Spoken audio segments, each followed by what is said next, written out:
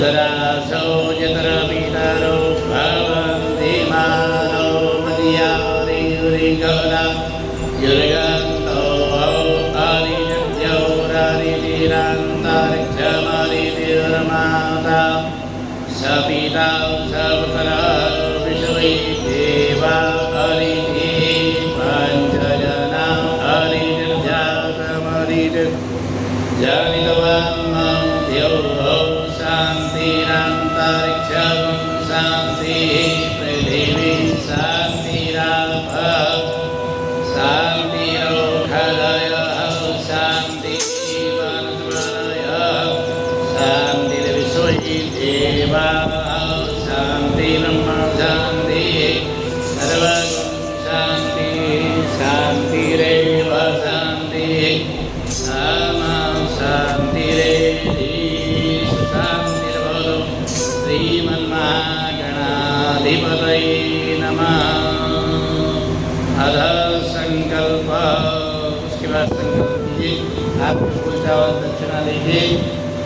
भगवान का ध्यान करते हुए संकल्प करना है।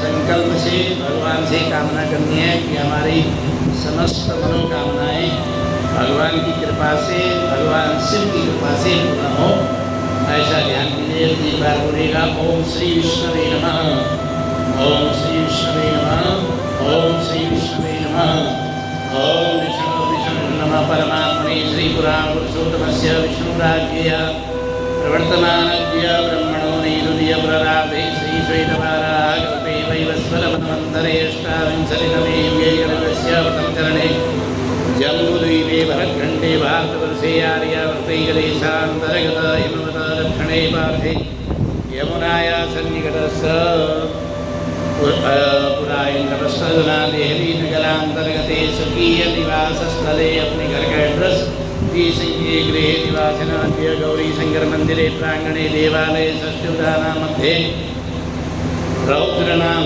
शुभ संवत्सरे भगवता श्री सूर्यनारायण उत्तरायणे दक्षिणायणे उत्तरपूर्ववलम्बिते मासानां मासोत्तमे मासे पुण्यपवित्रमासे श्रावणमासे शुभे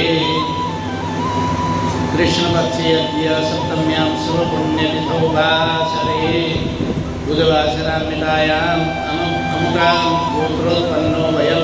अपने अपने गोत्र का उच्चारण कर लीजिए, अपने नाम का, अपने परिवार के बच्चों का, सबका नाम ले लीजिएगा।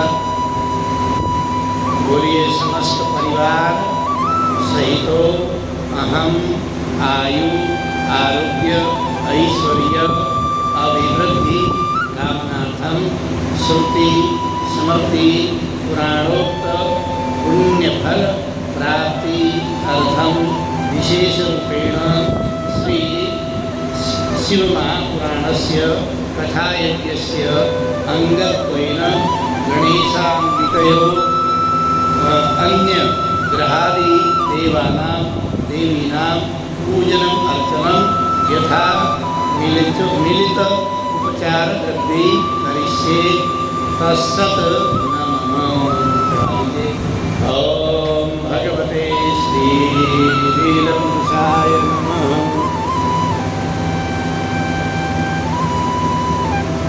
पूजनम चावल हाथ में लेकर के इनको दोना दे दो, दोने होंगे तो दोने दे दीजिए। ओम गणानां त्वा गणपतिं हवामहे प्रियाणां त्वा प्रियपतिं हवामहे दीनां त्वा दीपतिं हवामहे वसो मम आवामजानिकरदमा त्वमजानिकरदमा। ओम गणपतये गणपतिं पूजयामि।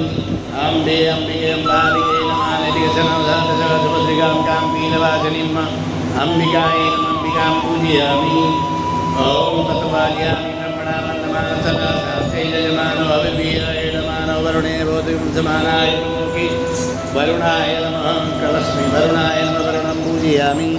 विश्वानि देव सवितर्दुरितानि वराजवाय रुद्रं तन्नासुव। ओंकाराय नमः ओंकारं पूजयामि। श्रीश्वरे लक्ष्मी सर्वज्ञां बहुरात्रि वार्षेण चत्राणिरूपमशिरो यातं मायशां निघानम्। ओम मयि घानं सर्वलोकं मयि घानं श्रियै नमः श्रीं पूजयामि। ओम वशो पवित्रमस्सदारं वशो पवित्रमस्सदारं मम देवस्वासविता पुनः वशो पवित्रेण सर्वधारे शुभवाकामलक्ष्य श्रियादि सप्तघृतमातृकाभ्यो नमः सप्तघृतमातरं पूजयामि। ॐ समख्ये देव्यालय सन्दक्षिणमायुर्मोघिर्मोक्तवनीरं विधेय तव देवी सन्दृशी गौर्यामि षोडशमातृकाभ्यो नमः षोडशमातरं पूजयामि। ॐ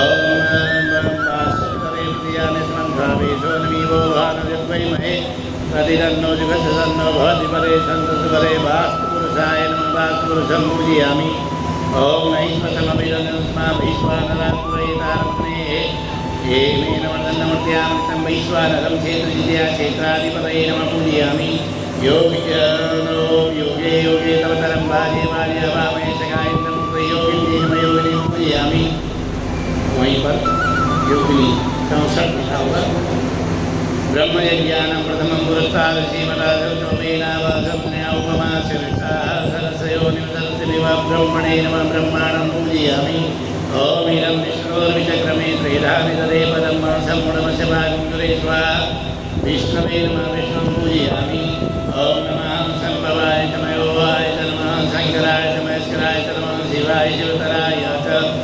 ॐ रुद्राय नमः रुद्रं पूजयामि। ॐ आकृष्णेन सावर्तमानमनिवेशयन्नमृतं च हिरण्येन सवितार्थेन देवो याति भुवनानि पश्यन् सूर्याय नमः सूर्यं पूजयामि। ॐ इमं देवासवज्ञं सुवर्णं महातेन्द्राय महातेजयाय महातेजानुराज्याय प्रसेन्द्याय एवं मुख्यपुत्रमसेविषये करोमि राजा सर्वस्माकं ब्राह्मणानां राजा चन्द्रमसे नमः पूजयामि। अग्निमूर्धानि वागवती मृतिव्यामपार्वणीतामंगलाय नमः मङ्गलं पूजयामि। ॐ स्वाग्ने प्रतिजागृहितं निष्ठापूर्ते सर्वजले धामयं च अस्मिन् सर्वते यद्युतरस्मिन् विश्वमयि देवादिमानसजीवः। ॐ बुधाय नमः बुधं पूजयामि। ॐ बृहस्पति अनिरण्यवर्यादिवन्विमानिकर्तमजनेको यद्वीदयच्छवसरितप्रजातस्मासुरणं धेहि ब्रह्म बृहस्पतये नमः बृहस्पतिं पूजयामि। अन्ना परिसदोरसं ब्रह्मणा विव्यचन्द्रं मया सर्वं प्रजापतिरथेन जन्मविन्द्रमपानौ शुक्रवन्दसैन्द्रसेन्द्रं पयोमृतं मधुरं शुक्राय नमः शुक्रं पूजयामि। ॐ सन्नो देवीरविष्टया भवन्तु वीतये सञ्जौरविश्ववन्तनं शनिश्चराय नमः शनिश्चरं पूजयामि। तया नक्षत्रावरुतीधरावतसकाकया सजिष्टया वताम्रामि नमः रावं पूजयामि। ॐ केतं गणवन्नकेतवे मेषमर्द्यावे सजेशमुखनिर्जायता। ॐ केतवे नमः केतं पूजयामि। ॐ हरिदेवताभ्यो नमः समस्तदेवतादेव्यै नमः भगवत्यै नमः भगवतीं पूजयामि। भगवते शां सदाशिवाय नमः शिवं पूजयामि। ततो पूजनम् जल चढ़ाइए। ॐ पादयो पाद्यं जलं समर्पयामि। हस्तयोर्घ्यं मुखेयात्मनीयं सर्वाङ्गे श्राणीयं जलं समर्पयामि। समस्त देवी देवताभ्यो नमः। गणेश जी से शुरू करके सभी जगह थोड़ा थोड़ा जल का छींटा लगा दीजिए। पाद्यम अर्घ्यम आत्मनीयं सर्वाङ्गे श्राणीयं जलं समर्पयामि। भगवत्यै नमः।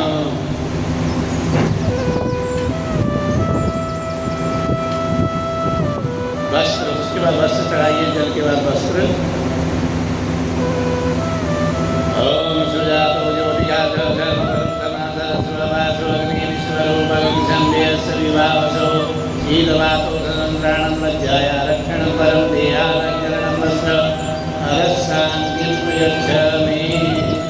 वस्त्रोपवस्त्रं समर्पयामि।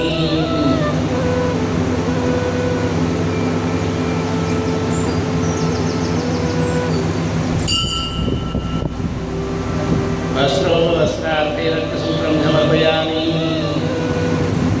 फिर से एक बार जल का छींटा लगा लेना। जल वस्त्र चढ़ाने के बाद भगवान शंकर जी में चढ़ा दो। एक बार जल का छींटा लगा दीजिए।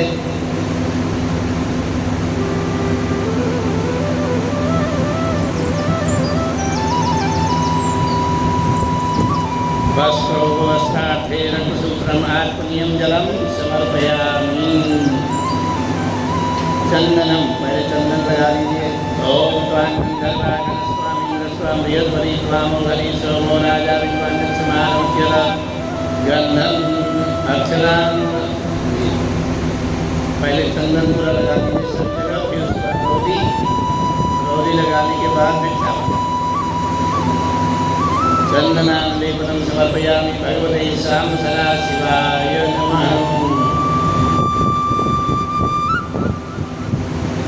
चन्दनालेपनं समर्पयामि अक्षरान् समर्पयामि शिवाचावल ओम अक्षन्नमीमदन्तयोप्रियारुघरस्तौ घरसभानवो विप्रानभिष्टयामति योजान्निन्द्रदे हरि अक्षरान् समर्पयामि।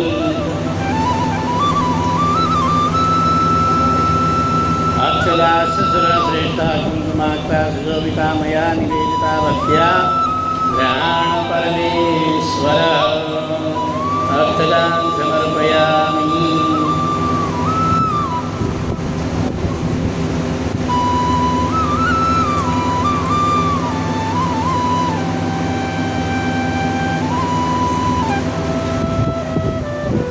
नैवेद्यं निवेदयामि।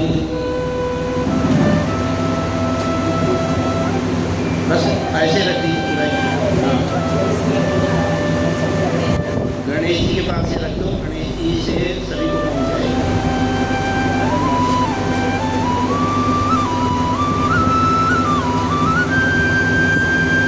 नैवेद्यं निवेदयामि नाभ्यासीदन्तरिक्षं शेषणो यवो समवर्तनपर्याम्भो निर्दिशः श्रोत्रा तथा लोकान् अकल्पयन् नैवेद्यं निवेदयामि।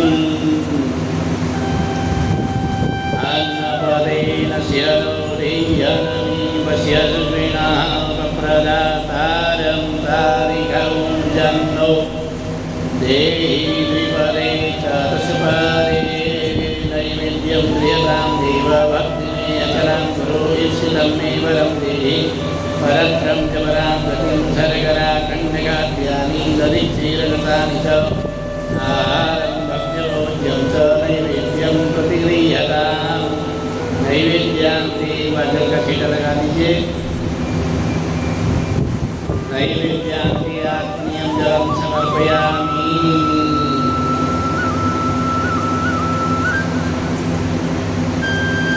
कुछ द्रव्य स्वरूप में नहीं तो द्रव्य को चढ़ा दीजिए, फिर उसका पुष्प लेकर के प्रार्थना, फूल लेकर के प्रार्थना कीजिए सभी देवताओं से।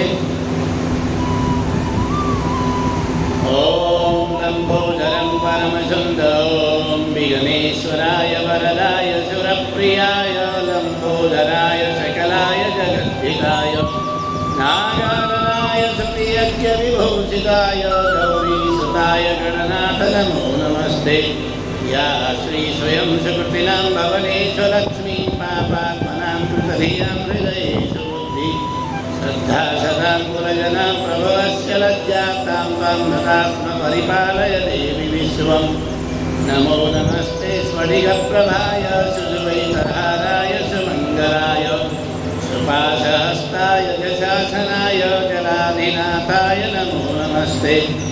ब्रह्मा मुरारिस्त्रिपुरान्तकारी भानुं शशिभो विशुधो वरश्च गुरुश्च शुक्रः शनिराहुः केतवः सर्वे ग्रहाः शान्तिकरा भवन्तु। ॐ वागर्थामिव सम्पृक्तो वागर्थाप्रतिपत्तये जगतपितरौ वन्दे पार्वती परमेश्वरो मन्त्रपुष्पाञ्जलिं समर्पयामि नमस्करोमि।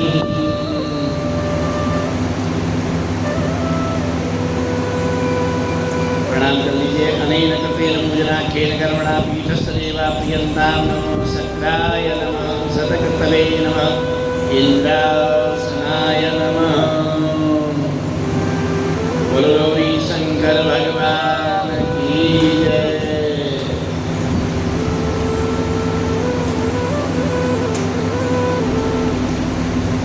भगवते श्री सांब सदाशिवाय नमः। ओम यस्यां केच विभाति भूधरसुता देवापगामस्तके आले बालविदुर्जले च गरलं यस्योरसी व्यालरात् सोऽयं भूति विभूषण सुरवरः सर्वाधिपः सर्वदा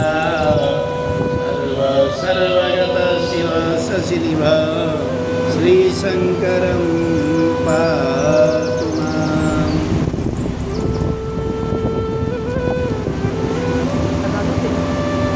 श्रीशङ्करं पातु माम्।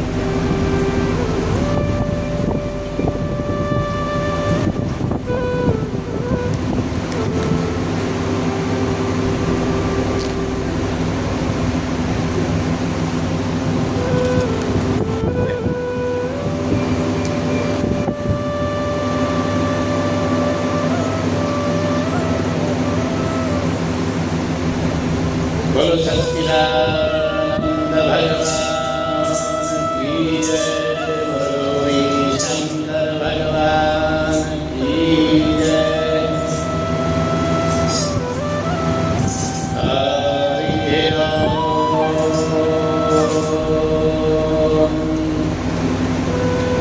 लंबोदरं परमसुन्दरमेकदन्तं पीताम्बरं त्रिनयनं परमं पवित्रं पूज्यं दिवाकरनिभो ज्वलकान्तिकान्तं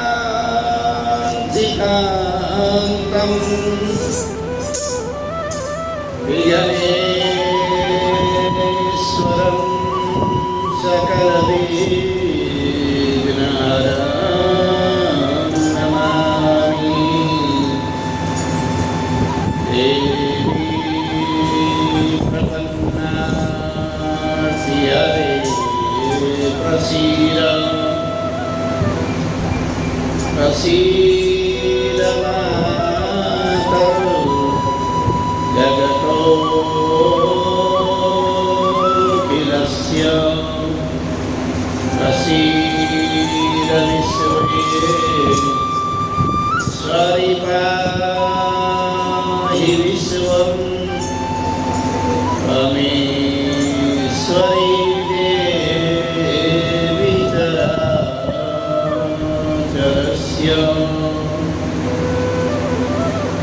ध्येयं सदा परिभवग्नमभीष्टदोहम्।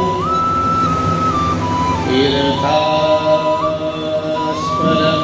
शिवविरञ्चेनतां शरण्यम्। प्रत्यार्तिहं प्रणतपालभवाधिभूतं वन्दे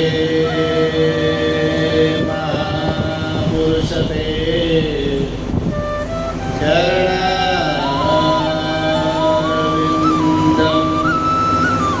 त्यक्त्वा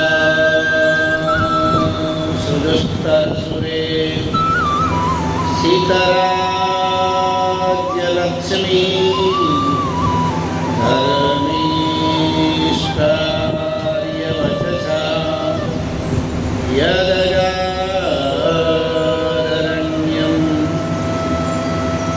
मायामृगं दयितये सीतमन्वदावा।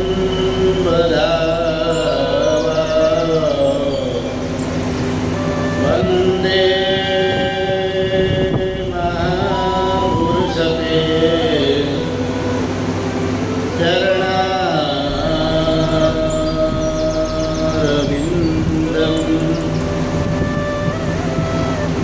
मन्द्रोद्भासितमूर्धजं सुरपति पीयूषपात्रं महत् हस्ताब्जैर्नरं सुनिभ्यममलम्। हास्यास्य पङ्केर्वं सूर्येन्दुर्निमिलोचनं करतलैः पाशाच्यसूत्रं कृशं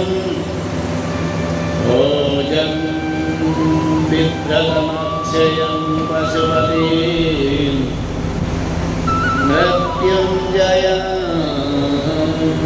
सस्मरे चन्द्रोद्भासितशेखरे स्मरहरे गङ्गाधरे शङ्करे सर्पैर्भूषितकण्ठचरणविवरे नेत्रोत्थवैश्वानरे दन्तिस्त्वगकृतसुन्दराम्बरधरे त्रैलोक्यसारे हरे मोक्षार्थं कुरुचित्तवृत्तमखिलैः मन्येस्तु किं कर्मभिः श्रीसीतानाथसमारम्भा श्रीरामानन्दार्यमध्यमा अस्मदाचार्यपर्यन्ता वन्दे श्रीगुरुपरम्परा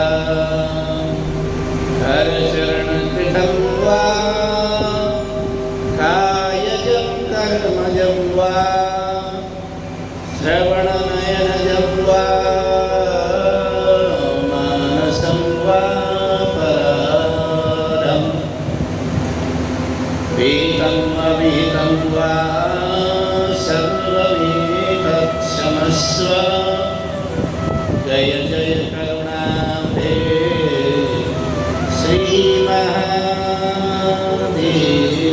शम्भो जय जय करुणाब्धे श्रीमहादेव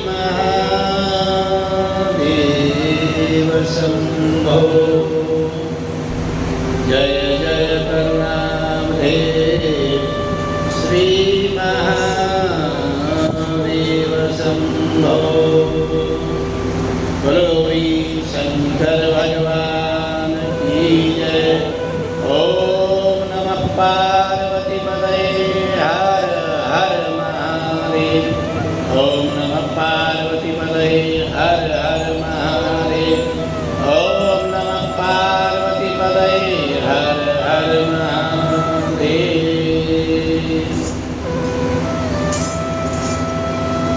आज हम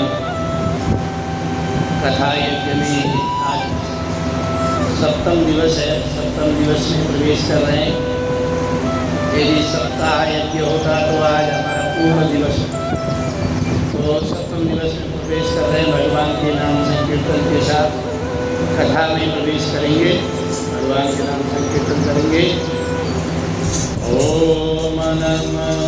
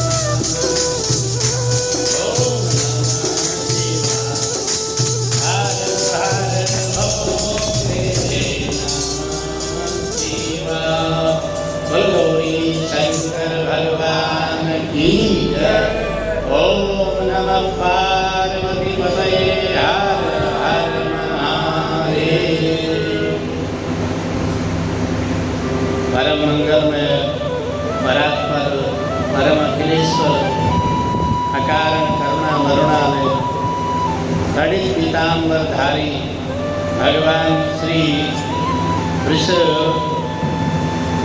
वृषभधाम ध्वज भगवान श्री गौरी शंकर जी के पाद पद्मों में बैठकर भगवान की दिव्य महिमा का श्रवण हम लोग कर रहे हैं।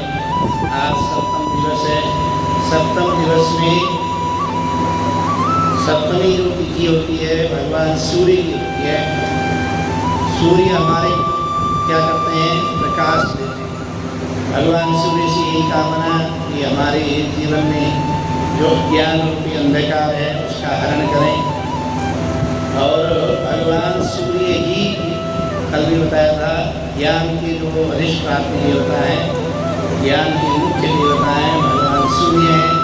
और वह सूर्य हमारे जीवन में जितने भी अज्ञान है, जितने भी हमारे जीवन में दुख हैं, उन समस्त अज्ञान दुखों का शमन करें और अपना प्रकाश हमारे जीवन में निरंतर प्रवाहित करें, ऐसी भगवान से कामना है। तो सप्तम दिवस की कथा में कल हम कथा प्रसंग में चर्चा कर रहे थे, हम लोग विचार कर रहे थे कि कल की जो कथा प्रसंग है उसमें जो ब्राह्मण पत्नी चंचुला है और जो ब्राह्मण बिंदुक था।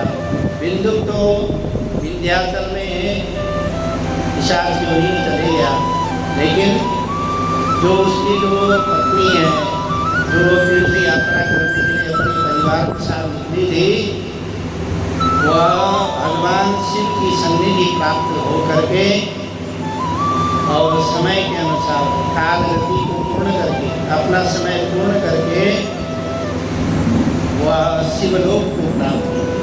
वहाँ शिवलोक में भगवान शिव का दर्शन जब करती हैं तो भगवान शिव कहते हैं, यहाँ वर्णन करते हैं, व्यास जी ने वर्णन किया है, शिव जी का बड़ा सुंदर वर्णन है।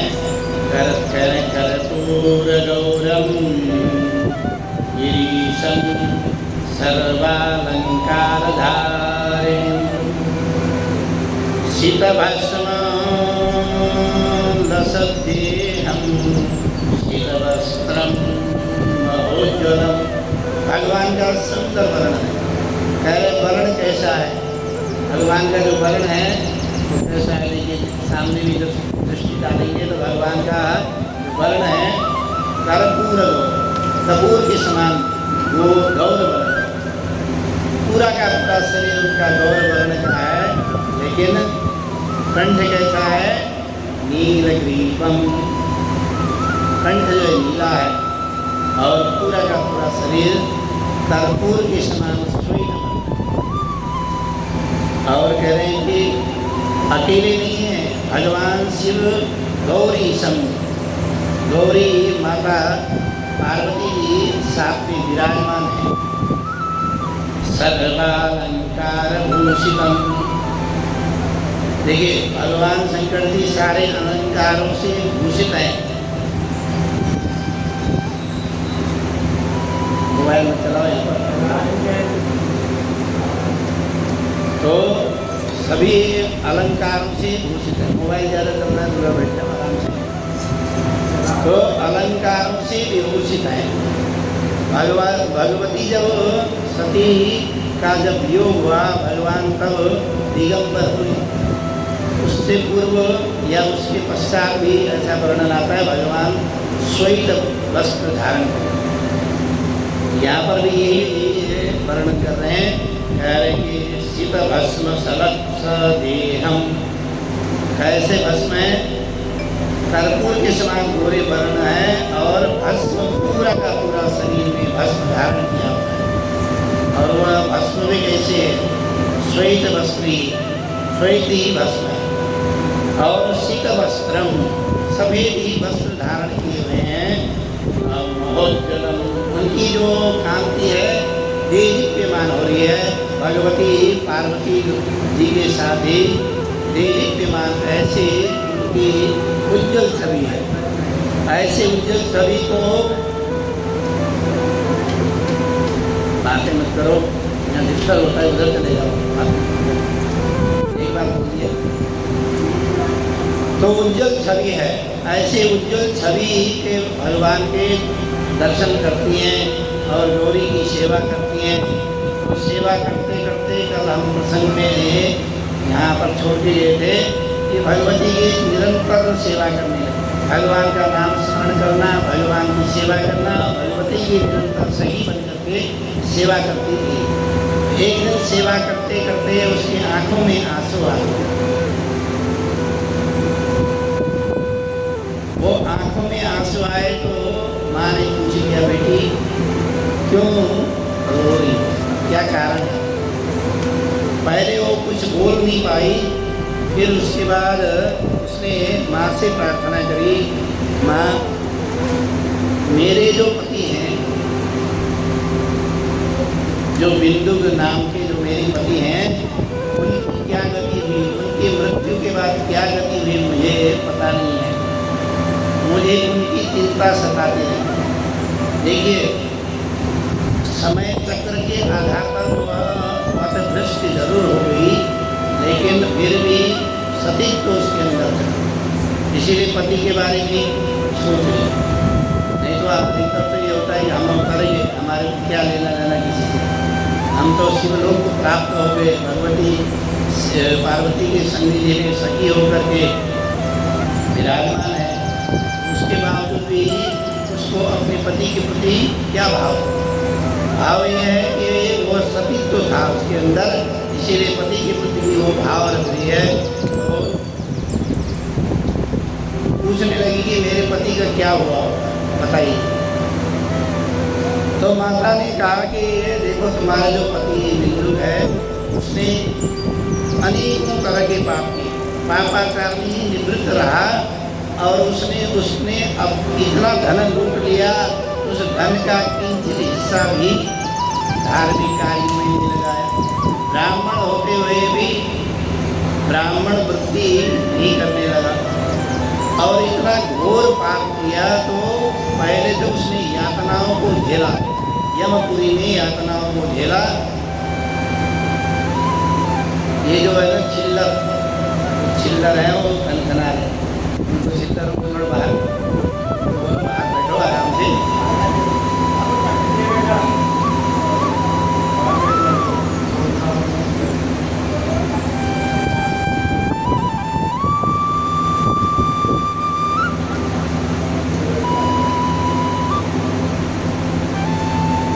तो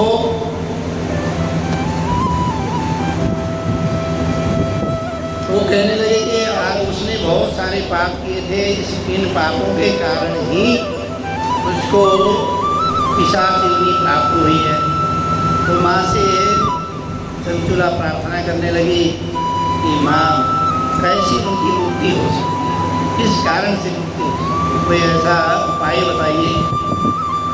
तो माँ ने कहा कि देखो, उपाय एक ही है, श्री भगवान भोलेनाथ की जो शिव पुराण की कथा है, यदि उसको कोई कथा सुनाए तो निश्चित ही है कि वह पापों से तर करके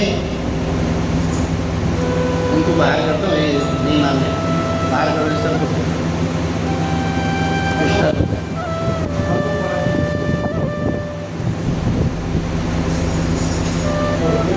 बाहर कर दो सबको।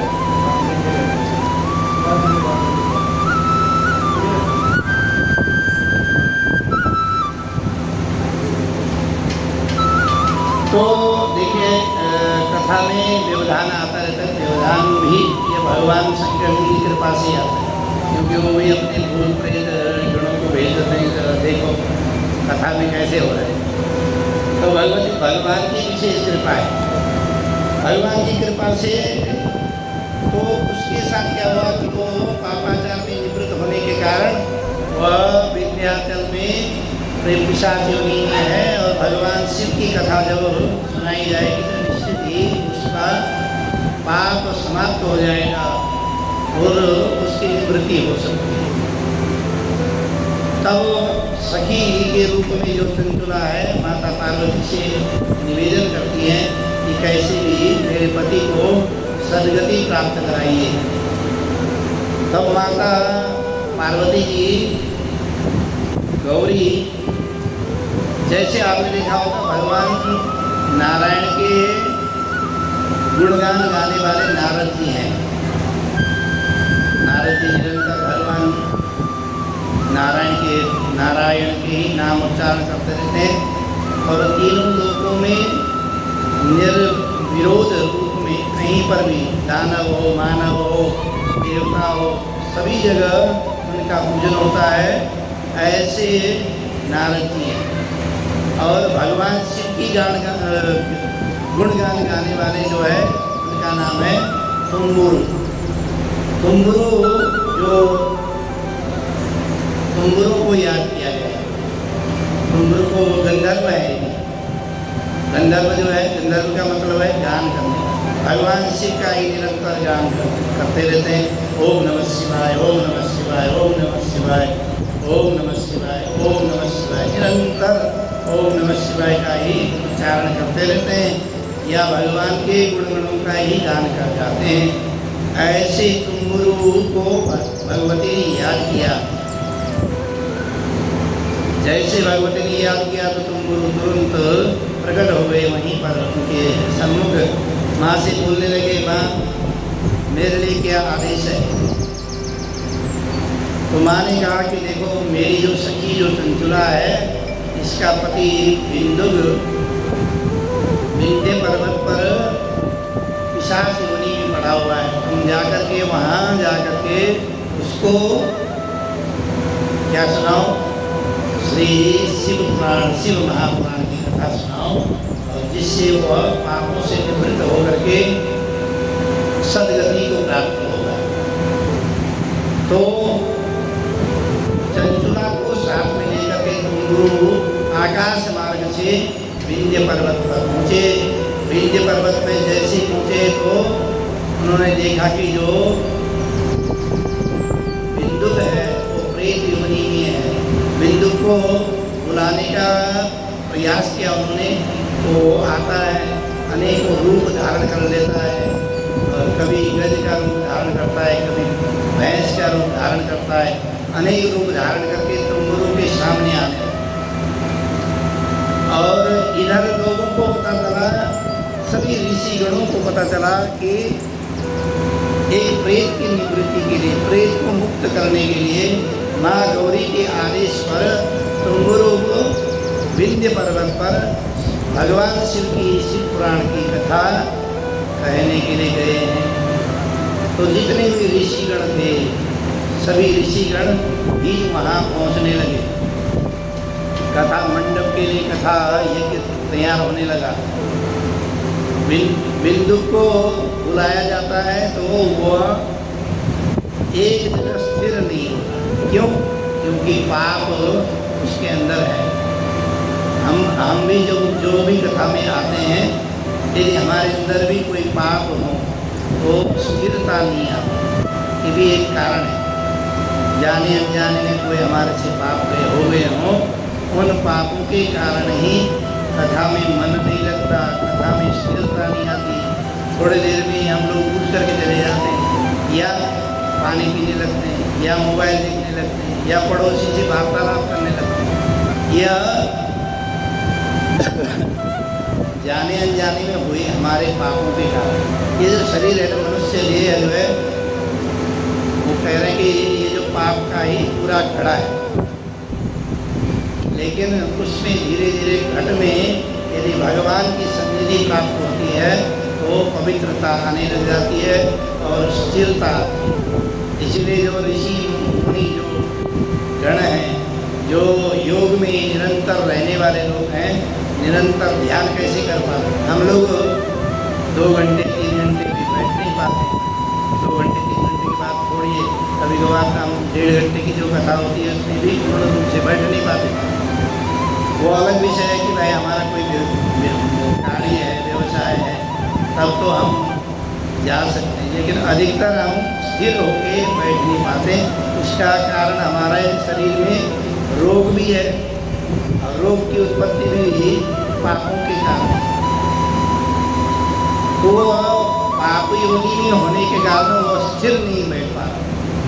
जब कथा में स्थिरता नहीं होगी, कथा पूर्ण रूप से सुन नहीं पाएगा, तो उसकी मुक्ति कैसे हो सकती? मुक्ति नहीं हो पाएगी। इसीलिए तुम्बुरु जो गंधर्व थे उन्होंने क्या किया, उसको पासों में जकड़ करके एक जगह बांध दिया। उस पिशाच को पासों में बांध करके एक जगह बांध दिया। जैसे भागवत में कथा आती ना, भागवत में कथा आती है, वो जो गोकर्ण और धुंधकारी होता है, गोकर्ण की कथा सुनाते हैं, धुंधकारी स्वयं आकर के वो उसको भी लगता है, क्योंकि ये जो भूत प्रेत पिशाच डाकिनी शाकिनी का जो योनि है वो वायु प्रधान, ये लोग वायु प्रधान। वायु तो आपने देखा होगा एक जगह स्थिर नहीं रहती, जहाँ पंखा चल रहा है, जहाँ हवा चल रही है, वहाँ देखिए स्थिर कभी भी नहीं रहती। ऐसे ही वहाँ पर भी स्थिर नहीं होने के कारण, लेकिन उसको कथा में मन लग रहा था, तो उसने क्या किया, वहाँ एक खंबा, जो वेदी मंडप में एक खंबा बना था, जो बांस का ही खंबा था, उस बांस के जो छेद था, पोला जो जिसमें, उसके अंदर घुस गया। वहाँ से स्थिर होकर के सुनने लगा। जैसे जैसे सुना वैसे 7 दिन में 7 ग्रंथियाँ उसकी भेदन हो गई, अब दिव्य रूप में प्रकट हो गई। धुंधकारी ऐसे प्रकट हुआ।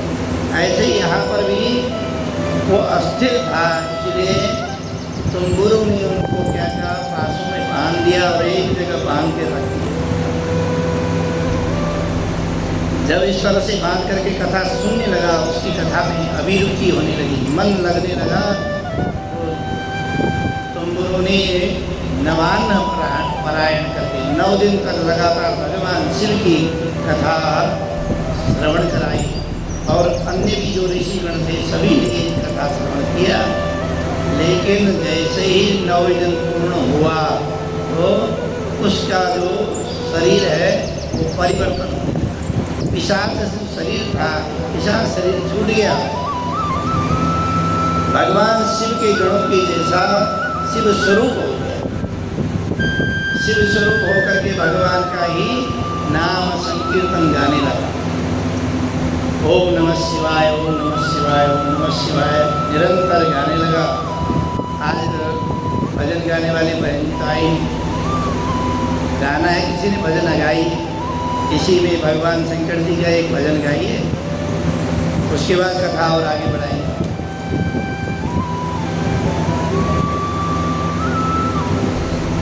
बोलो गौरी शंकर भगवान की जय। वह जो प्रेत है निरंतर भगवान का गुणगण ध्यान करने लगा, निरंतर ओम नमः शिवाय, ओम नमः शिवाय, ओम नमः शिवाय गाने लगा। आप लोग भी भगवान का निरंतर गुणगान गाइए, भगवान का संकीर्तन। बोलो गौरी शंकर भगवान की जय।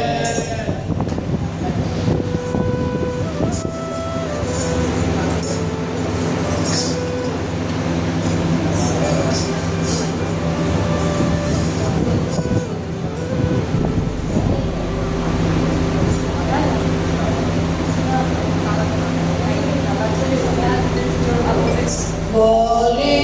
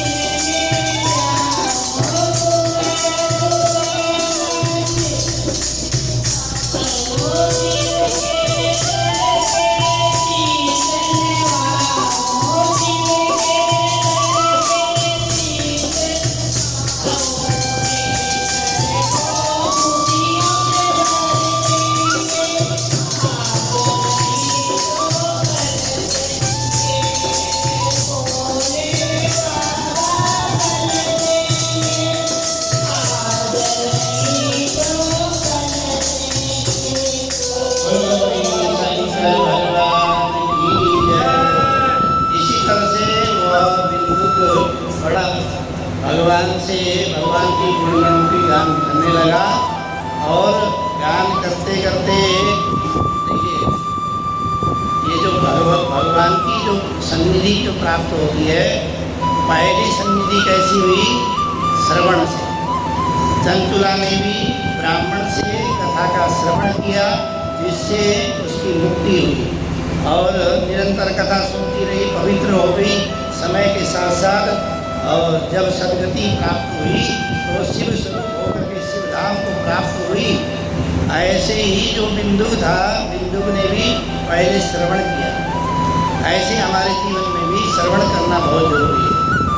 श्रवण करने के बाद फिर उसके बाद कीर्तनम, जो आप लोग अभी भगवान की कीर्ति गा रहे थे कि भगवान हमारे झोली भर देंगे, आज नहीं तो कल देंगे। भगवान की कृपा निरंतर बरसती रहती है और निरंतर आप लोगों के ऊपर बरसती रहेगी। अब ये है, इस शिव पुराण में चतुर्विधि रूप में भक्ति बताई गई। 4 प्रकार की भक्ति, श्रेष्ठ भक्ति बताई गई। वह बताई गई, पहली जो भक्ति है श्रवणम कीर्तनम, फिर तीसरी भक्ति है मननम। अब मनन करना बहुत ज़रूरी है। कभी कभार क्या है, हम लोग सुन लेते हैं, कीर्तियों को सुन लेते हैं और कीर्तन गा भी लेते हैं, लेकिन मनन नहीं करते। जैसे कल आपको बता रहा था ना कि एकानन चतुरानन पंचानन राज, हम लोग कई बार गाते हैं लेकिन समझ में नहीं आए, तो उसका मनन करना बहुत ज़रूरी है। मनन की करना भी एक श्रेष्ठ भक्ति है। कह रहे उसके बाद चौथी जो भक्ति है, भगवान शिव की पूजा बताई और पूजन जो है सर्वश्रेष्ठ भक्ति बताई। शिव पुराण में जो शिव पुराण में क्या है, 80% पूजन की ही प्रक्रियाओं के बारे में वर्णन है। कथाएं हैं, कथाओं के साथ साथ पूजन किया। तो यहाँ पर भी आता है कि बिंदुक ने श्रवण किया, कीर्तन किया, कीर्तन के बाद मनन किया, मनन के बाद भगवान की वहीं पूजा करने लगे। पूजा करके फिर वह तुम्बुरु गंधर्व के साथ अपनी सपत्निक चंचुला के साथ शिवधाम को प्राप्त, कैलाश की ओर विमान में चला और कैलाश में पहुंच करके भगवान शिव की उसने अर्चना की, वंदना की और निरंतर पूजन करता रहा। और पूजन में भी देखिए, पूजन में भी श्रेष्ठ क्या है, अभिषेक। भगवान को जलधारा प्रिय, शिव जलधारा प्रिय, शिव जी को सबसे ज़्यादा प्रिय ही जलधारा है। 1 लोटा जल चढ़ाइए, ठीक है, 1 लोटा जल भगवान को अर्पण कर दिया, सारी कामनाएं आपकी पूर्ण होने वाली। और श्रावण मास में सुन करके इन मंत्रों को कई लोगों ने मेरे से बोला कि आप ना संस्कृत के श्लोक बोलते हो, इसलिए लोगों की भीड़ कम हो रही है। मैंने कहा कोई बात नहीं, भीड़ की कोई बात आवश्यकता नहीं है, जो लोग आ रहे हैं वो अच्छी बात है। तो श्रवण में क्या है कि यहाँ कथा श्रवण के साथ मंत्रों का श्रवण करने से ही ये श्रावण मास में आपको इस श्रवण का फल मिलने वाला है। और जो चीज़ प्राप्ति होती है ये अदृश्य है। दृश्य चीज़ों को देखिए, सामने कोई फल दे रहा है, हम लोग यहाँ से प्रसाद लेते हैं, वो अलग, वो दृश्य है, उसका गौण है। कल हमने फल खाए थे, बिस्किट ले गए थे, बिस्किट खाए थे, भगवान का प्रसाद खाया था, लेकिन आज फिर से मांग रहे हैं। लेकिन जो अदृश्य, जो हमारे ऊपर कृपा भगवान की बरस रही है, बरसने वाली है, वह निरंतर स्थिर होकर के रहने वाली है। तो पूजन से क्या होता है, क्या पूजन करने से स्थिर लक्ष्मी की प्राप्ति होती है, इसीलिए पूजन जरूरी है। भगवान को जल लोटा चढ़ाइए, पूजन कीजिए। पूजन में क्या है, पूजन में बहुत कुछ चढ़ाने की आवश्यकता नहीं है, आप ला सकते हो, बहुत सारी चीज़ चढ़ाइए, उसमें ऐसा नहीं है कि मना। लेकिन पूजन में भगवान को प्रसन्न करने के लिए कुछ भी विशेष वस्तु की आवश्यकता नहीं है। और इसी बात को गीता में भी स्पष्ट लिखा हुआ है। जो चीज़ शिव पुराण में बताई गई है वही गीता में भी भगवान श्री कृष्ण ने गाई है। और वो कह रहे हैं कि पत्रम पुष्पम फलम तोयम यो मद भक्त्या प्रियच्छति। कह रहे कि ज़्यादा कुछ करने की आवश्यकता नहीं का। पत्रम मतलब कोई भी पत्ता चढ़ा दे। हमारे वहाँ पहाड़ में बेलपत्र नहीं हो तो पाती बोलते, पाती। पाती मतलब कोई भी पत्ता ऐसे थोड़ा देव स्थान में अर्पण कर देते हैं। पाती चढ़ाया कि नहीं चढ़ाया, ऐसे देवताओं के वहाँ जाओ पाती जरूर चढ़ाओ। हालांकि ऐसा वर्णन है कि उत्तराखंड का पूरा कोई भी पत्ता, पाती का मतलब है कोई भी पत्ता, कोई भी जो पत्ता आपको मिल जाए थोड़ा और चढ़ा दिया। देव स्थानों में ऐसा होता है। अब तो फूल होने लगे, पहले फूल तो क्या सीजनेबल होते थे ना, तो पाती चढ़ाने का विधान है। तो कह रहे कि पत्रम, एक पत्र कोई भी चढ़ा दीजिए, बेलपत्र की जरूरत नहीं है, कोई भी पत्र चढ़ा दीजिए। भाई उपलब्ध है कि बेलपत्र श्रेष्ठ है ही। तो पत्रम, फिर कहा पुष्पम, पत्रम पुष्पम। पुष्प में भी ऐसा नहीं कहा कि गुलाब की चढ़ाओ, गेंदे की चढ़ाओ, कमल की चढ़ाओ, ऐसा कोई ज़रूरी नहीं है। जो पुष्प आपको मिल जाए भगवान को अर्पण कर दीजिए। भगवान भोलेनाथ जी हैं और सभी पुष्पों को ग्रहण करते हैं, सिर्फ केतकी को फूल पुष्प। अभी आगे कथा आएगी, वो केतकी को उन्होंने श्राप दे दिया था, तो केतकी का फूल नहीं चढ़ता, बाकी सब फूल भगवान जी भी चढ़ते हैं। पत्रम पुष्पम, कह रहे पत्र भी नहीं है, अब फूल भी नहीं है, कह रहे कि फिर क्या है, कह रहे जल। फलम, फल, फल कह रहे फल कोई भी चढ़ाओ, कोई भी फल। ऐसा नहीं है कि केला चढ़ाओ, आम चढ़ाओ, सेब चढ़ाओ और नारियल चढ़ाओ, ऐसा कोई ज़रूरी नहीं है। जो फल आपको मिल जाए वो चढ़ा दीजिए। कुछ नहीं है तो तांबूलम पुंगी फलम समर्पयामि। तांबूल मतलब बोलते हैं पान का, पान के लिए जो उपयोगी होता है, लौंग, इलायची, सुपारी में से एक चीज़ भी चढ़ा दीजिए। एक ही विभक्ति प्रयोग किया है, पत्रम एक विभक्ति है, पुष्पम एक विभक्ति, फलम एक विभक्ति है, अनेकों की आवश्यकता नहीं है। ये मद भक्तिया प्रियंसती, जो भक्ति पूर्वक मुझे अर्पण करता है वो उसको मैं सारे के सारे वरदान दे देता हूँ। भगवान भोलेनाथ जी जो आपकी मन में कामना है, समस्त कामनाओं को पूर्ण करते हैं। तो पूजन में श्रेष्ठ बताया गया।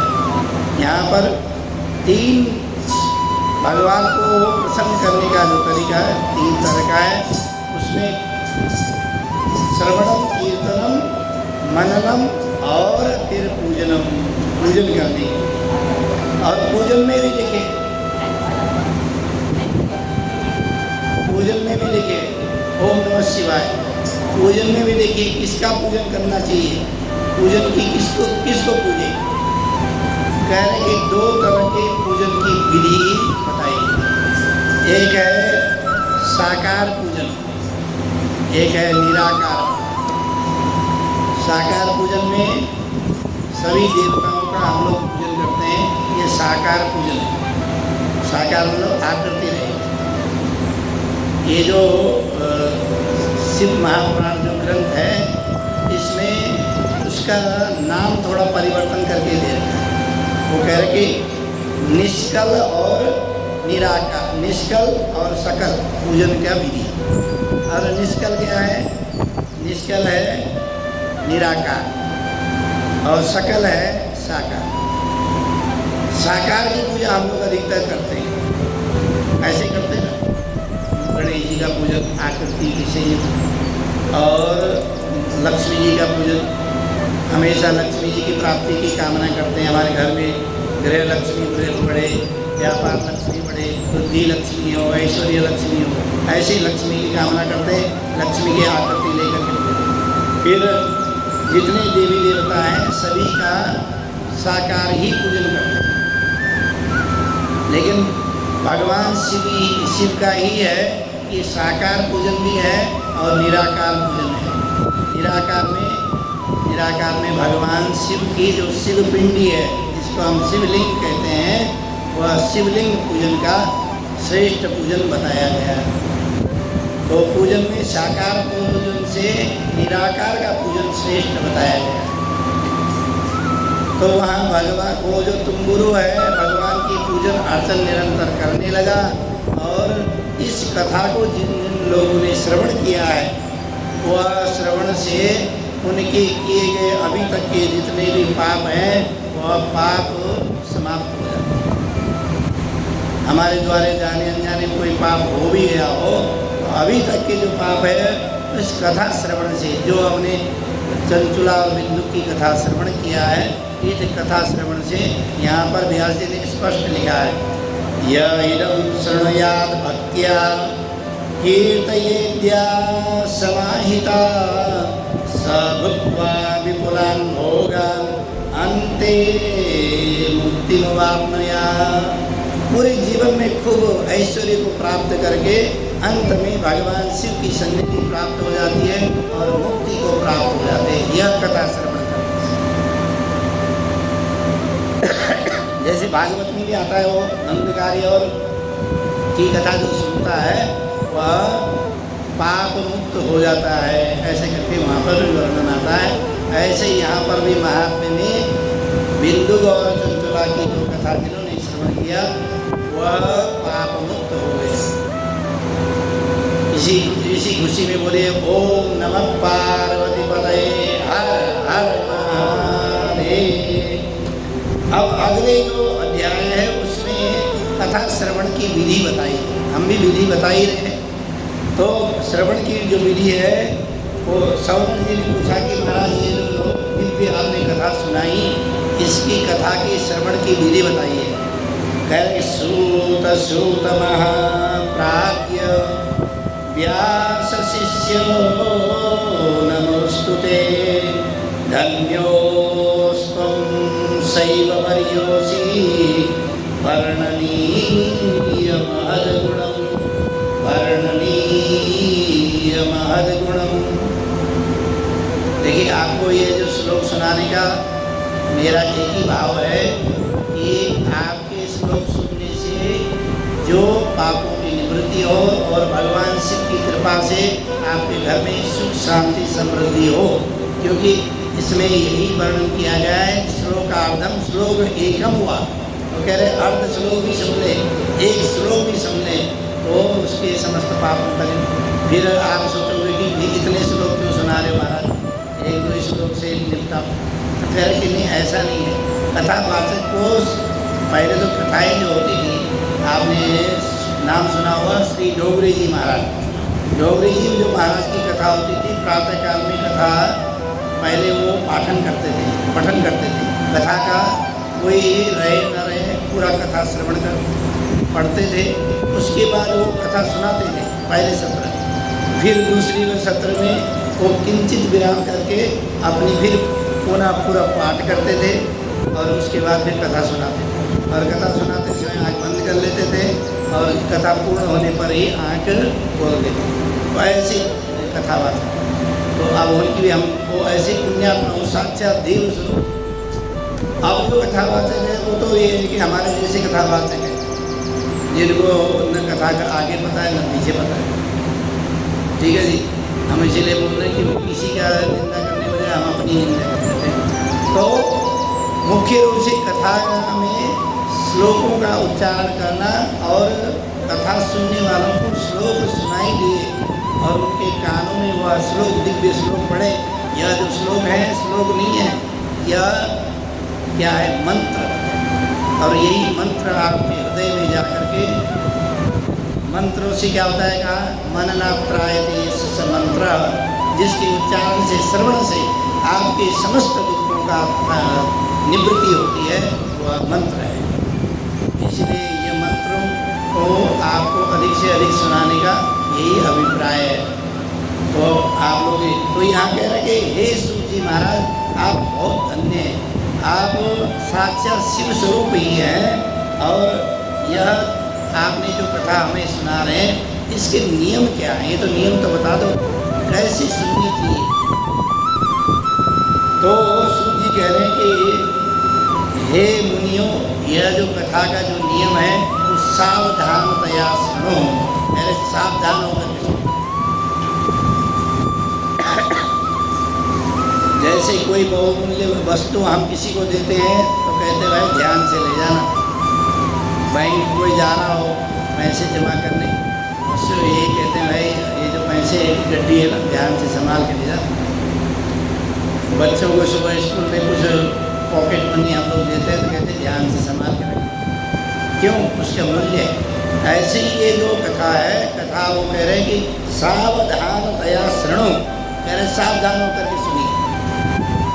अथ ते संप्रवक्ष्यामि संपूर्णं फलहेतवे विधि पुरा शिवपुराणस्य शौनके शृण्वे मुनि।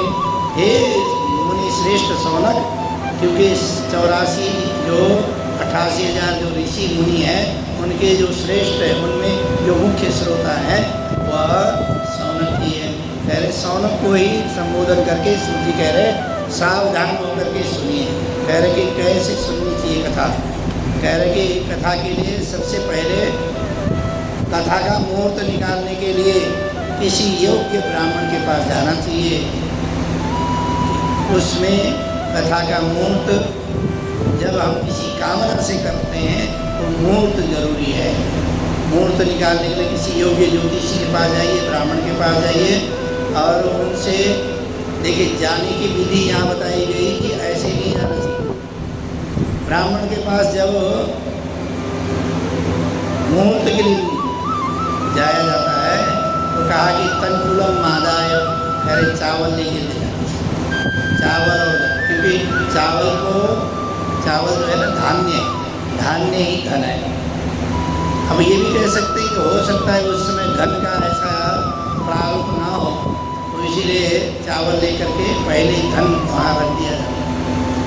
कह रहे कि ज्योतिषी के पास जाए तो चावल तंदूर लेकर के जाए और उनको समर्पण करें। हमारे उत्तराखंड में अभी भी ऐसा है कि किसी ज्योतिषी के पास जाते हैं, किसी ब्राह्मण के पास जाते हैं तो चावल जरूर लेके जाते हैं। चावल और फल लेकर के पहले उनको समर्पण कर देते हैं, कुछ द्रव्य जो चढ़ा लेते हैं, फिर उसके बाद पूछे महाराज ऐसे है अब उसमें क्या करें। अभी उत्तराखंड में अभी भी है कई स्थानों में, हालांकि धीरे धीरे वहाँ पे भी लोग शहरी बन गए इसलिए नहीं कर पा रहे, लेकिन कई स्थानों में भी ऐसा है। तो ज्योतिषी के पास जा कर के मुहूर्त निकलवाना चाहिए। कह रहे कि मुहूर्त तो निकलवा लिया, अब कह रहे कि खर्चा कैसा होगा। मुहूर्त के बाद तो खर्चा ही है ना जी, अब खर्चा इसमें क्या आएगा महाराज। इसमें शिव पुराण में खर्चे के बारे में भी लिखा है, विवाहे यादृशम वित्तम तादृशम कार्यमेव ही। कह रहे जैसे कन्या का जो विवाह होता है उसमें हम कितना खर्च करते हैं, जितने सामर्थ्य अनुसार खर्च करते हैं, ऐसे कहा है विवाहे यादृशम वित्तम। विवाह में जो खर्चा हम लोग कर सकते हैं वैसे ही कथा में भी खर्च करने की विधि है। लेकिन ये तब है कि जब हम ऐसे सार्वजनिक, ये तो सार्वजनिक है।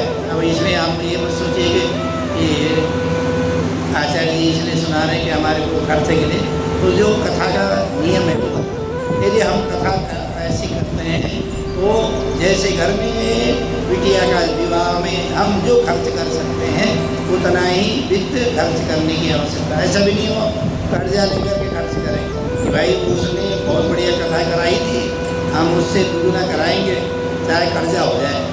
अब कर्जा लेकर के शिव पुराण की कथा थोड़ी करेंगे। तो ऐसे जितने सामर्थ्य हो सामर्थ्य से अनुसार विवाह में जैसे खर्च करते हैं उतना ही करना चाहिए। कह रहे वक्ता कैसे होना चाहिए, वक्ता ऐसा हो जो वैदज्ञ हो, वेद को जानने वाला हो, शास्त्र को जानने वाला हो और वेद पाठी हो, संस्कार से युक्त हो। ऐसे नहीं हो कोई भी कथा सुनाने लगता है, ऐसा नहीं है। तो वैदज्ञ ब्राह्मण से कथा सुनने की विधि है। और ब्राह्मणों कह रहे ब्राह्मण ही होना चाहिए। आजकल ब्राह्मणेतर जो कथावाचक बने हुए हैं उससे कथा सुनने की विधि शास्त्रोक्त तो नहीं है, वो अलग बात है सुना रहे। लेकिन कथा ऐसे आपने देखा होगा अभी करवा चौथ का व्रत आता है, उसमें भी कथा करने के लिए पार्क में माताएं बहनें इकट्ठी हो जाती हैं, उनमें से एक कोई कथा सुनाने लगती है, वो दोस्त उसको कथा का निषेध है। कथा किसी ब्राह्मण से ही सुनना चाहिए और नहीं ब्राह्मणी से भी सुनना चाहिए, ब्राह्मणी से भी नहीं सुनने की विधि है। लोग सुनाते पंडिता नहीं आ जाएगी कथा सुनाने, क्योंकि शुद्धि अशुद्धि का ध्यान जरूर रखना चाहिए। यदि अशुद्ध होगी, मन अशुद्ध होगा, ठीक है, तो वो कदाचित ऐसा हो जाता है, लोभ बस पाप हो जाता है। लोभ पापस्य कारण, पाप का मुख्य कारण जो है लोभ। अब कई स्थिति में ऐसे होती है, घर की व्यवस्था चलानी है, पंडितानी चलेगी कथा करने के लिए भाई, और लेकिन खुद अशुद्ध है, लेकिन ये धन तो उसी दिन आने वाला है। ऐसे आपने देखा होगा, श्राद्धों में भी ब्राह्मणी को भोजन कराते हैं। किसी ग्रंथ में लिखा नहीं है ब्राह्मणी को भोजन कराओ, कोई ग्रंथ, किसी ब्राह्मण से पूछिए, किसी ग्रंथ में लिखा हुआ दिखा दो, किसी ग्रंथ में नहीं लिखा।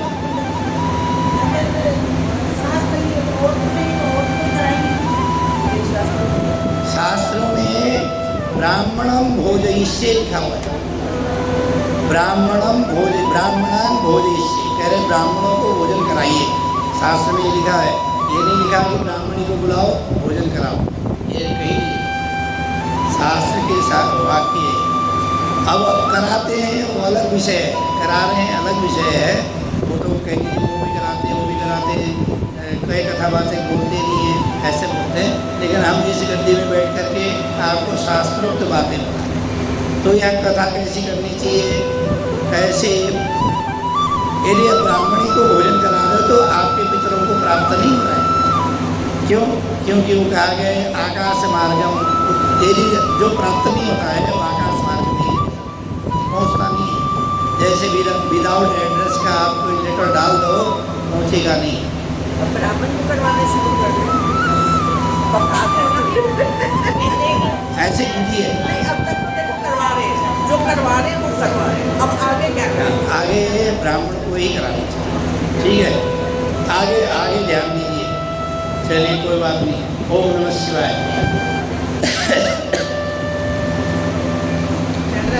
बहुत सारे लोग ऐसे भी कहेंगे कि भाई हमारी मृत्यु को करके हमारे पेट में लात मार रहे हो, ऐसे भी कहेंगे, लेकिन ऐसा नहीं है। शास्त्र की विधि ऐसी है।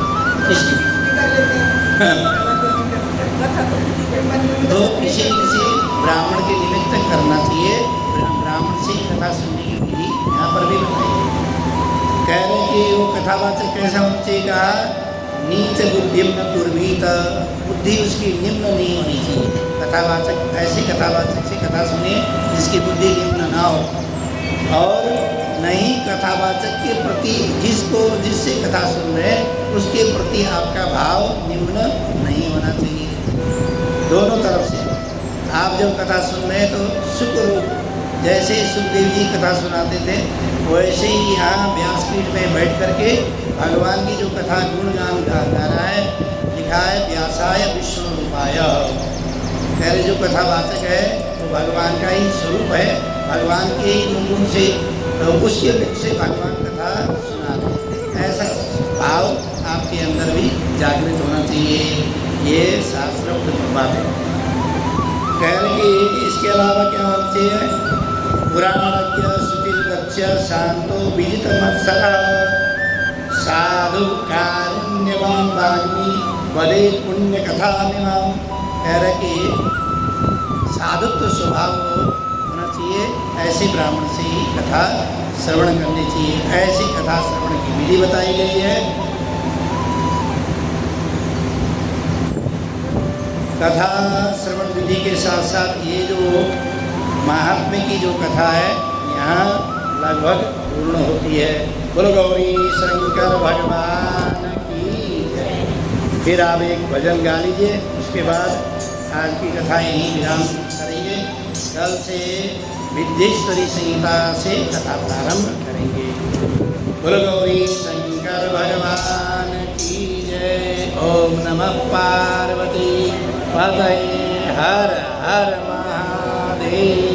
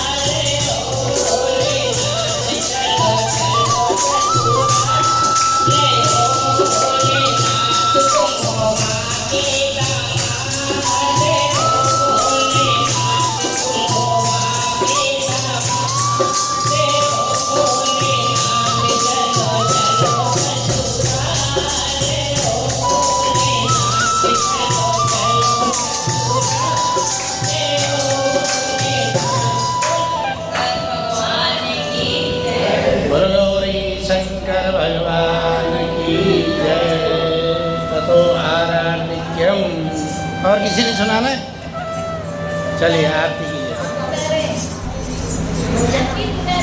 हाँ जी?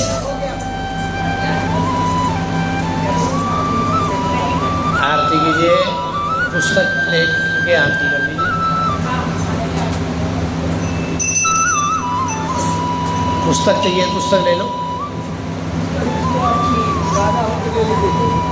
ओम शीश गंगार धंग पार्वती विराजत कैलासी नंदे नंदे नृत्य करत है, नंदे नंदे नृत्य करत है, गुणवंत शिव के गा शीतल मंद सुगंध पवन बहे गावे शिव अविनाशी करत गान गंधर्व सुर करत गान गंधर्व राजरागिनी अभियासी रक्ष भैरव जागो बोलत है बन के बाती कोयल शब्द सुनावत सुंदर कोयल शब्द सुनावत भ्रमर करत है गुंजाती कल्पद्रुम अरु पारिजात तरु लाग रहे रंजाती कामधेन कोटि गजा दौलत कामधेन कोटि गजा धरत भिरत है भिक्षारी सूर्यकांत सब पर्वत सोहे चंद्रकांत भव के वासी जाओ तुनि तुनिक भलत रहत है जाओ तुनि तुनिक भलत रहत पुष्प चढ़त है बरसाती देव मुनि जनि भीड़ पड़त है निरमहत योनि सयासी ब्रह्मा विष्णु को ध्यान धरत है ब्रह्मा विष्णु को ध्यान धरत अज शिव हमको परनाथे रिद्धि सिद्धि के दाता शंकर सदा अनंति सुकराते जिनको सुमिरन सेवा करता प्रभु जी को सुमिरन सेवा कर टूट जाए यम के फाते त्रिशूल धर जी को ध्यान निरंतर मन लगाए कर योगाते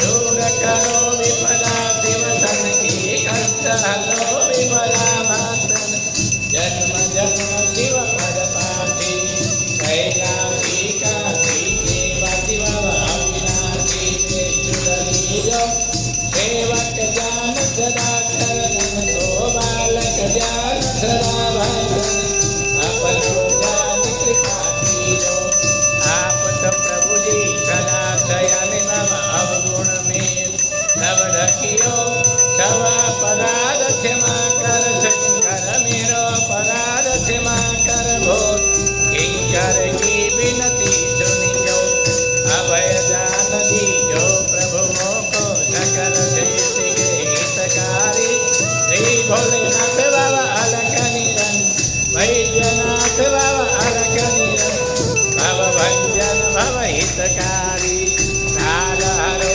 हर चंद्र हरो हर दुख हरो दारिद्र हरो नमामि शंकर भजामि भोले नमामि शंकर भजामि भोले हर हर शंकर तव शरण बोलो हर हर शंकर तव शरण बोलो हर हर शंकर तव शरण मालापिकं समर्पयामि।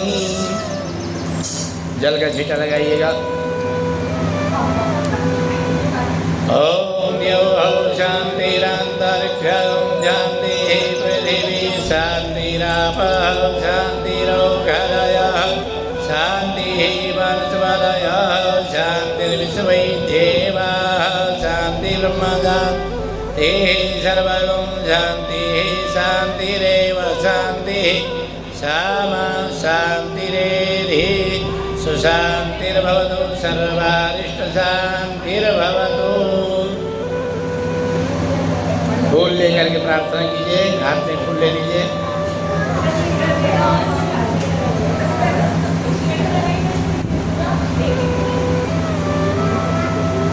ओम यज्ञेन यज्ञमयदन्तदेवास्तानि धर्माणि प्रथमानि आसन्नः ते अनाकं महिमानः शतन्त यत्र पूर्वे साध्याः सन्ति देवाः। ॐ एकदन्ताय विद्महे वक्रतुण्डाय धीमहि तन्नो दन्ती प्रचोदयात्। ॐ नारायणाय विद्महे वासुदेवाय धीमहि तन्नो विष्णु प्रचोदयात्। ॐ महालक्ष्मी च विद्महे विष्णुपत्न्यै च धीमहि तन्नो लक्ष्मी प्रचोदयात्। ॐ कात्यायन्यै च विद्महे कन्याकुमार्यै च धीमहि तन्नो देवी प्रचोदयात्। ॐ तत्पुरुषाय विद्महे महादेवाय धीमहि तन्नो रुद्र प्रचोदयात्। मंत्रपुष्पाञ्जलिं समर्पयामि, नमस्करोमि। इसके बाद 4 परिक्रमा कीजिए यज्ञ की। ओम शिव परात् परात् ओंकार शिव तव शरणं। बोलो ओम शिव परात् परात् ओंकार शिव तव शरणं। हे शिव शंकर भवानी शंकर, हे शिव शंकर भवानी शंकर। उमा महेश्वर तव शरणं। बोलो ओम शिव परात् परात् ओंकार शिव तव शरणं। बोलो ओम शिव परात् परात् ओंकार शिव तव शरणं। हे मृत्युंजय पशुपति शंकर, हे मृत्युंजय पशुपति शंकर। भुजंग भूषण तव शरणं। बोलो ओम शिव परात् परात् ओंकार शिव तव शरणं। ओम शिव परात् परात् ओंकार शिव तव शरणं। बोलोरी शंकर भगवान की जय। धर्म की अधर्म का प्राणियों में विश्व का गौ माता की, भारत माता की, सभी संतों की, सभी भक्तों की